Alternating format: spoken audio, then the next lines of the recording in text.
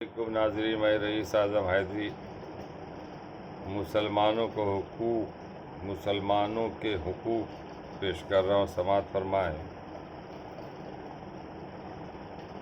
حضرت ابو ہریرہ رضی اللہ تعالیٰ عنہ سے روایت کرتے ہیں کہ ایک شخص نے عرض کیا، یا رسول اللہ، فلانی عورت کے بارے میں یہ مشہور ہے کہ وہ کثرت سے نماز، روزہ اور صدقہ خیرات کرنے والی، لیکن اپنے پڑوسیوں کو اپنی زبان سے تکلیف دیتی، یعنی برا بھلا کرتی۔ رسول اللہ صلی اللہ علیہ وسلم نے ارشاد فرمایا، وہ دوزخ میں ہے۔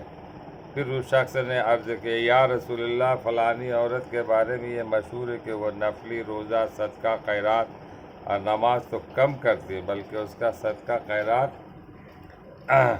پر چند ٹکڑوں سے آگے نہیں بڑھتا، لیکن اپنے پڑوسیوں کی اپنی زبان سے کوئی تکلیف نہیں دیتی۔ رسول اللہ صلی اللہ علیہ وسلم نے ارشاد فرمایا، وہ جنت میں ہے۔ حضرت ابو ہریرہ رضی اللہ تعالیٰ عنہ روایت کرتے کہ رسول اللہ صلی اللہ علیہ وسلم نے ارشاد فرمایا، کون ہے جو مجھ سے یہ باتیں سیکھے پھر ان پر عمل کرے، یا ان لوگوں کو سکھائے جو ان پر عمل کرے؟ حضرت ابو ہریرہ رضی اللہ تعالیٰ عنہ فرماتے ہیں کہ میں نے عرض کیا، یا رسول اللہ، میں تیار ہوں۔ آپ صلی اللہ علیہ وسلم نے از راہ شفقت میرا ہاتھ اپنے دست مبارک میں لے لیا اور گن کر یہ 5 باتیں ارشاد فرمائی۔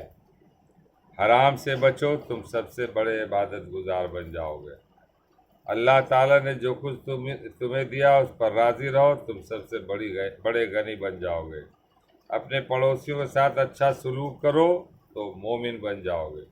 جو اپنے لیے پسند کرتے ہو وہی دوسروں کے لیے بھی پسند کرو، تم کامل مسلمان بن جاؤ گے۔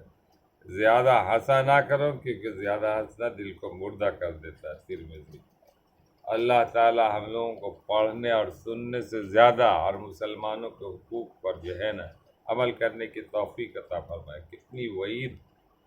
ایک پڑوسی کے ساتھ اچھا سلوک نہیں کرنے کا نتیجہ ہے کہ آپ جتنا بھی نمازیں پڑھ لیں، زکوٰۃ کر لیں، خیرات کر لیں، آپ جنت کے حقدار نہیں ہوں گے۔ اگر آپ صدقہ نماز کم کرتے ہیں، روزہ اور نفل، مگر اپنے پڑوسیوں کے ساتھ، اپنے احباب و رشتہ داروں کے ساتھ اگر اچھا سلوک کرتے تو آپ کے لیے جنت میں جگہ ہے۔